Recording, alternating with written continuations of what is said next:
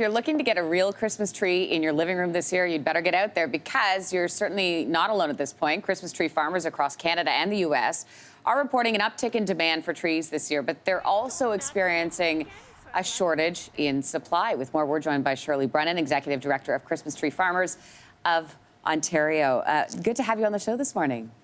Thanks for having me. So why is there such a high demand for Christmas trees this year? This year, well, we started out expecting a 15% increase, which we've seen annually for the last 5 years. So we already knew there was going to be an increase.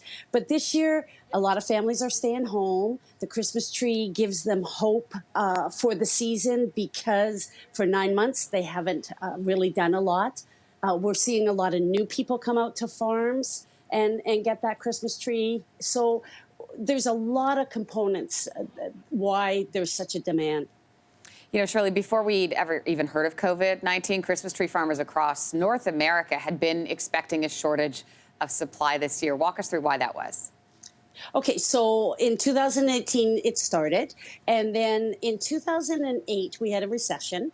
Some farmers may not have planted as many trees. Some farmers that would have expanded chose not to because of financial unrest. So that impacted it. Mother Nature in the last 10 years has not been our best friend. So we had the wildfires in the west and we had a major freeze in the east in June that impacted large mature trees that would have been at the marketable stage when that happened. So we had that, and then we've had such a demand, and the demand, and because Christmas tree farmers plan for 10 years to 15-year business plan, it's hard to just go out and restock.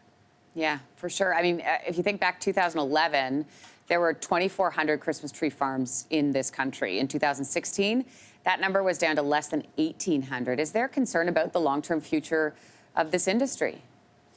It's not so much a concern as we have to start talking to our young people.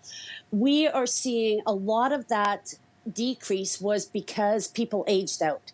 They didn't have succession plans to include family members that maybe don't want to go into it. They didn't have family members. So our next step is to start talking to young people. And when I say young people, it doesn't have to be just the younger generation. A lot of Christmas tree farms in Ontario right now are people getting ready to retire, and this is their retirement plan. So let's start talking to those people so that it doesn't become a real issue. Shirley, before I let you go, I have to ask you, what is your favorite type of Christmas tree, or is that like picking your favorite child? No, no. My favorite tree is a spruce tree, a white spruce. And a lot of people would say, oh, why? But it's just, I just love it. Yeah, it is beautiful, that's for sure.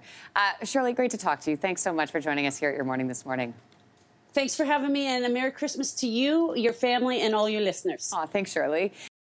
Thanks for watching. If you like this, be sure to subscribe here. And you can check out more Your Morning videos right here.